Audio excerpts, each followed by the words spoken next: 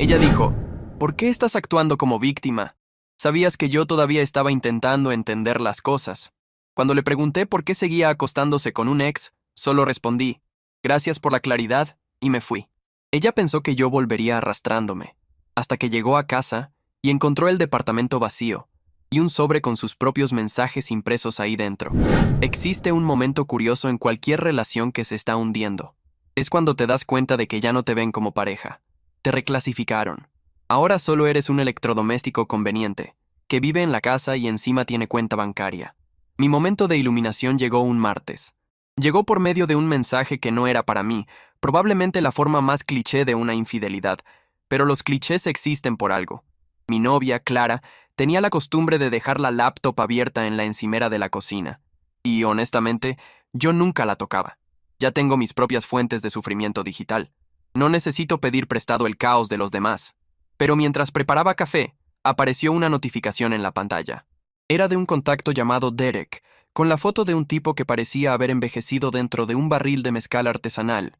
El mensaje decía, anoche estuvo increíble. No dejo de pensar en ti. ¿Él sospecha algo? Para una persona común, ese habría sido el momento de gritos y portazos, pero yo llevaba 2 años con Clara, y su mundo estaba lejos de ser común. Era un lugar especial, casi mágico, regido por astrología, auras y la creencia absoluta de que sus sentimientos eran más importantes que, no sé, la física o la realidad objetiva. Las señales estaban todas ahí desde el principio. No eran solo banderas rojas, eran vallas gigantes, iluminadas, parpadeando sin parar. Como aquella vez que dijo que no podíamos viajar porque Mercurio estaba en retrógrado agresivo, lo que aparentemente significaba que nuestro avión sería atacado personalmente por el dios romano del comercio. O cuando explicó que no podía pagar su parte del alquiler por un bloqueo de escasez que estaba trabajando, algo que en mi diccionario se llamaba simplemente estar sin lana. Yo ponía todo en la cuenta de las excentricidades.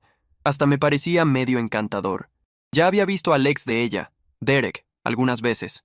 Era músico de medio tiempo y curador de energía a tiempo completo. Usaba mucha ropa de lino y decía la palabra vibe sin ninguna ironía. Yo era el lado estable de la ecuación. Tenía sueldo fijo, rutina, horario para dormir. Era la base. Solo que, al final, a ella solo le gustaba construir sus castillos más emocionantes encima de mi suelo firme. Decidí saltarme el drama.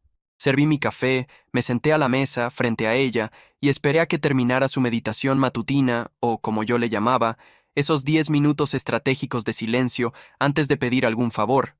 Cuando abrió los ojos, irradiando una tranquilidad que en ese momento parecía casi ofensiva, le dije, entonces, ¿ahora estamos en una relación abierta? Pregunto solo por curiosidad. No recibí el aviso, y tal vez necesite actualizar mi agenda. Ella parpadeó, y ese brillo sereno posmeditación se volvió confusión. Era la expresión de alguien cuyo Wi-Fi se cayó justo en medio de la descarga de una gran verdad universal. ¿De qué estás hablando? Derek, respondí, dando un sorbo lento al café. Parece muy satisfecho con la actuación reciente. Quería saber si yo, el protagonista desavisado de este drama doméstico, ya había notado el giro del guión. El color desapareció de su rostro. Fue interesante de observar. Se veía cómo giraban las engranajes, buscando en un archivo mental lleno de excusas de psicología pop, procurando la que mejor absorbiera cualquier culpa. Después de unos segundos de carga, encontró una. Respiró hondo, como si yo fuera el problema ahí, y habló con el tono paciente de alguien negociando una crisis. Mira, sé que esto es difícil de entender para ti, pero he estado pasando por muchas cosas. Continuó. Derek y yo tenemos una conexión energética profunda. Hay una historia ahí. Estoy intentando encontrarme, descubrir mi verdad. Yo solo me quedé mirando. Aquello era una obra maestra de evasión emocional. No estaba siendo infiel. Estaba en una noble jornada de autoconocimiento. Yo no era un novio engañado. Era solo un aldeano gruñón, estorbando la gran expedición de ella hacia la cima del monte de la autorrealización. Estás acostándote con tu exnovio, dije, con la voz tan plana como el mapa moral de ella. Ese es el hecho. Lo demás es solo lenguaje decorativo que aprendiste escuchando podcasts. Y entonces vino la frase, esa que merecía ser esculpida en un monumento al gaslighting, justo al lado de «Lo siento mucho que te sientas así». Inclinó la cabeza y me miró con una decepción profunda, como si acabara de probar que era un neandertal emocional, totalmente no evolucionado. ¿Por qué estás actuando como víctima? dijo. ¿Sabías que yo todavía estaba intentando entender las cosas? No respondí de inmediato. Me quedé en silencio unos segundos, dejando que esas palabras flotaran en el aire, casi admirando la osadía absurda de ellas. La rabia estaba ahí, discreta, como un zumbido lejano, pero estaba completamente opacada por un sentimiento mucho más fuerte, y de cierta forma hasta gracioso. Alivio. Era el alivio intenso de finalmente recibir una respuesta clara, sin margen para interpretación. El examen había salido. El laboratorio lo había confirmado. Estaba saliendo con una persona completamente fuera de la realidad. Me levanté de la mesa. ¿Sabes qué? Gracias, dije. Ella me miró confundida, como si hubiera olvidado su propio guión por un instante. ¿Gracias por qué? Por la claridad, respondí. Esto es un regalo enorme. Y entonces fui hasta la puerta y salí. No di un portazo. Cerré con cuidado, un gesto demasiado definitivo para alguien tan centrado en sí misma como para notarlo. Todavía la escuché llamar mi nombre, con la voz cargada de irritación, no de preocupación. Seguí caminando. Entré a una cafetería a unas cuadras y me senté con la laptop. La contraseña del Wi-Fi era una secuencia ridículamente larga de palabras motivacionales. Me pareció apropiado. Los mensajes de Clara empezaron casi de inmediato. Primero vinieron los agresivos, diciendo que estaba siendo infantil y huyendo de la comunicación. Después, los preocupados, hablando de la importancia de acoger los sentimientos del otro y procesar todo juntos. Era como recibir un regaño de una galleta de la suerte que te había traicionado. Ella realmente creía que solo estaba dando una vuelta para enfriar la cabeza. En el mundo cuidadosamente construido de ella, yo era el predecible, el estable, la red de seguridad. Yo pagaba las cuentas a tiempo. Yo recordaba comprar papel higiénico. Yo era el suelo firme mientras ella se resolvía con el capitán pantalón de lino. Hombres como yo no se iban. Hacíamos cara fea, nos enojábamos. Tal vez golpeábamos una pared si nos sentíamos cinematográficos. Y después volvíamos, aceptando los nuevos términos horribles de la relación. Toda su estrategia dependía de mi predictibilidad. Mientras tomaba un café que sabía a libertad pura, me di cuenta de algo importante. Ella creía que tenía todas las cartas en la mano, pero, sin querer, acababa de mostrar el juego entero, y era un juego pésimo, casi cómico. Mi punto de quiebre no fue un colapso emocional, no hubo llanto, ni discurso dramático. Fue una decisión tranquila, práctica, casi administrativa. Decidí iniciar un nuevo proyecto personal, algo simple, para mantenerme ocupado. Hasta le puse nombre, Operación Desacople. El objetivo era directo, sacarme de la vida de ella con tanta precisión que cuando se diera cuenta de que realmente me había ido, ya fuera demasiado tarde. La venganza no era hacer escena, era crear un vacío, probar que el tipo estable y predecible también podía ser implacablemente eficiente. La clave de toda la operación era el retiro de yoga que haría el fin de semana siguiente, en las montañas de Valle de Bravo. Saldría el viernes por la tarde y solo regresaría el domingo por la noche. Un retiro que, según ella, era esencial para realinear los chakras. Una ventana gloriosa de 48 horas. Perfecta. Ella iría en una jornada espiritual para encontrar su centro, y yo usaría ese tiempo para ayudarla a encontrar un departamento medio vacío. Pero solo mudarme no era suficiente. Eso era solo la fase 1. La fase 2 era el corazón de todo, el sobre. Necesitaba dejar un regalo de despedida, algo para que se acordara de mí, ya que le gustaban tanto las historias. Necesitaba más que ese único mensaje que había visto. Necesitaba la historia completa. Necesitaba volver a esa laptop, no como novio desconfiado, sino como archivero, un historiador preservando el registro completo de la gran expedición de ella. Regresé al departamento esa noche con mi mejor expresión neutra. Claro, estaba lleno de disculpas y un tono calmado, casi terapéutico. Había hecho cena, una ensalada sofisticada que sabía a arrepentimiento. Ella quería hablar sobre establecer límites saludables mientras estuviera en su jornada, para tener el espacio que necesitaba. Fue un esfuerzo absurdo no reírme en su cara. Entré al juego. Fui arrepentido. Fui confundido. Acepté que necesitábamos hablar mejor cuando regresara. Era el novio herido perfecto, exactamente como ella esperaba. Fui tan convincente que casi me sentí mal. Casi. Esa noche, después de que se durmió, roncando bajito, probablemente soñando con posturas de yoga y duplicidad, abrí su laptop. Ni siquiera tenía contraseña. ¿Por qué la tendría? En su cabeza, La privacidad estaba protegida por mi total falta de imaginación. Me tomó menos de 5 minutos encontrar la app de mensajes. Era un verdadero tesoro. Las conversaciones con Derek venían de meses atrás. Era un retrato completo de la infidelidad. Estaban los mensajes coqueteando, la planeación de los encuentros mientras yo trabajaba, los relatos explícitos del tiempo que pasaban juntos, y después venían las evaluaciones sobre mí. Ah, las críticas. Esas fueron mi parte favorita. Según ella, yo era emocionalmente trabado. Demasiado preso al mundo material, me faltaba pasión. Y mi aura era medio beige. La mejor de todas fue un mensaje en el que se quejaba de que no valoraba la profundidad espiritual de ella. Ese mensaje fue enviado minutos antes de preguntarle a Derek si conseguía buen precio en unas drogas para un festival de música. Profundidad absurda, realmente. Saqué capturas. Muchas. Decenas. Documenté todo con el cuidado meticuloso de un curador de museo. Capturé cada intercambio cariñoso, cada queja sobre mí, cada plan que hacían juntos. Guardé todo en un pendrive. Era un archivo completo, sin cortes, de su infidelidad. Mi informe final. El viernes por la tarde, ayudé a Clara a hacer la maleta para el retiro. Cargué el tapete de yoga hasta el coche. Le di un beso rápido y vacío en la mejilla, más por protocolo que por sentimiento. Que la paz es increíble, dije, con una sinceridad que no existía. Espero que logres resolverte. Ella sonrió. Me dio esa palmadita condescendiente en la mejilla y respondió. Sí, voy a pasarla muy bien. Y hablamos cuando regrese. Tengo un buen presentimiento sobre nosotros. Se fue, dejando atrás un rastro de olor a pachulí.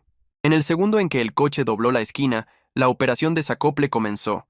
Ya había rentado una camioneta de mudanza por internet. Un monstruo de 6 metros, un exceso glorioso.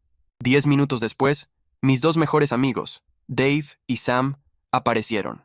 Ya les había contado todo el día anterior, tomando chelas. La reacción de ellos fue perfecta. Shock, después indignación justa, y al final un entusiasmo conspirador casi emocionante. No estaban ahí solo para ayudar en una mudanza, eran el equipo de apoyo de la misión. «Listo», dijo Dave, frotándose las manos mientras miraba el departamento. «Vamos a rescatar al rehén. El rehén eres tú, solo para dejarlo claro», completó. Las reglas eran simples. Mis cosas salen, las de ella se quedan, sin daños, sin maldad. Esto no era destrucción, era pago. Trabajamos con la eficiencia de un equipo de pits en la Fórmula 1. Separar 2 años de vida compartida era más complejo de lo que parecía. La cocina era un caos de utensilios mezclados. ¿De quién es este chisme raro para cortar verduras en espiral?, preguntó Sam, levantando el objeto. Es de ella, respondí. Un instrumento de tristeza. El librero exigía un trabajo casi arqueológico para separar mis libros de historias sin gracia de sus guías sobre curación con cristales y regresión a vidas pasadas. El gabinete del baño era un campo minado. Tomé mi cepillo de dientes y dejé el de ella ahí, solo, un monumento rosa a la duplicidad. Vaciamos mi lado del closet, mis cajones, mi escritorio. El proceso fue liberador. Con cada caja cerrada me sentía más ligero. Nos llevamos la tele grande, porque yo tenía la factura. Nos llevamos la máquina de espresso, regalo de mi mamá. Dejamos el tapete de yoga, los cojines de meditación y una pintura inconclusa que ella hacía de lo que llamaba acuerdo del sonido. El sábado por la noche, todo estaba hecho.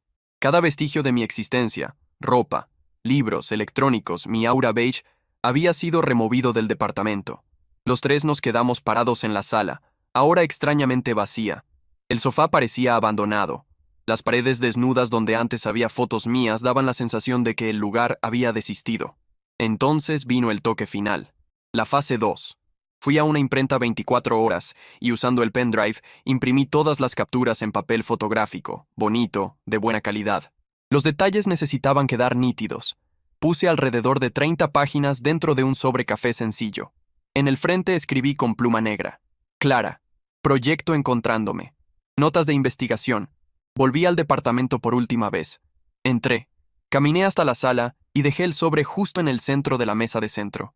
Era lo único que había ahí. Un punto final. Hicimos una última revisión y nos fuimos, cerrando la puerta con llave. Manejé la camioneta hasta mi nuevo departamento, un lugar chico, absurdamente sin gracia, que había asegurado esa misma mañana. Estaba vacío y tenía un olor raro, pero era mío. Pedí 3 pizzas grandes para mí y para mis amigos, y por primera vez en mucho tiempo me sentí genuinamente tranquilo. Apagué el celular. Pasé el domingo en un silencio glorioso. Desempaqué lo básico. Puse mi cafetera en la encimera. Parecía un ritual sagrado. No pensé en ella ni una vez. La tormenta llegó el domingo por la noche, exactamente en el horario previsto. Encendí el celular alrededor de las 10 de la noche y fui recibido por una avalancha de notificaciones que casi hizo que el teléfono se sobrecalentara. 17 llamadas perdidas de Clara. 8 llamadas perdidas de amigos en común. Y entonces, los mensajes. Los mensajes. Fue una progresión hermosa de ver. Un estudio de caso en tiempo real sobre un colapso psicológico. Los primeros vinieron confusos. A las 9:15. Hola, acabo de llegar. Pregunta rara, pero ¿dónde están todas tus cosas? ¿Nos robaron? Llámame. Después de eso, un silencio de 10 minutos. Debe haber abierto el sobre. El mensaje de las 9:25 era pura furia, sin filtro. ¿Cómo puedes hacer esto? Eres un enfermo, un psicópata. Te odio. 3 minutos después, a las 9:28, vino el intento clásico de invertir la culpa. Tú invadiste mi privacidad. Esa es la verdadera traición aquí. Tocaste mis cosas. Eso es ilegal. Esa fue una de mis favoritas.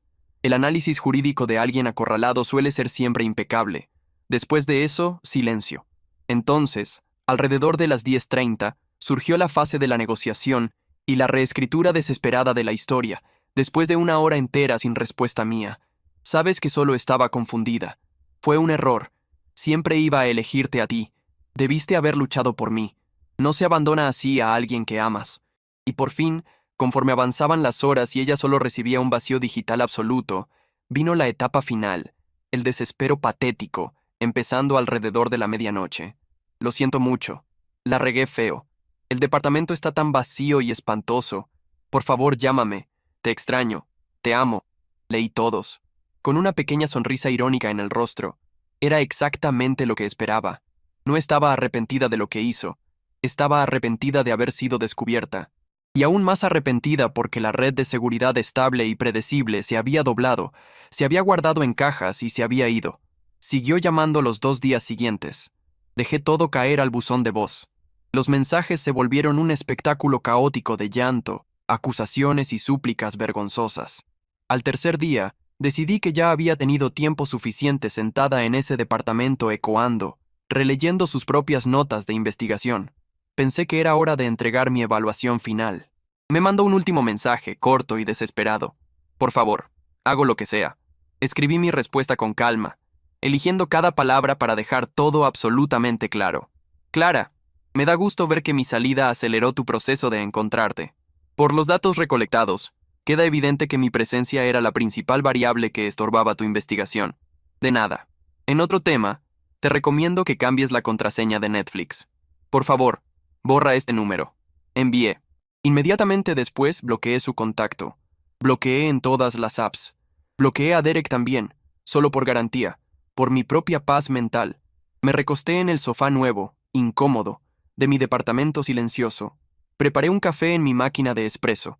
El silencio no era vacío, era limpio. El proyecto estaba concluido. Mi vida estaba, finalmente, clara. ¿Qué te pareció esta historia? Compártela en los comentarios. Gracias por ver. No olvides suscribirte al canal, darle like y apoyar el video.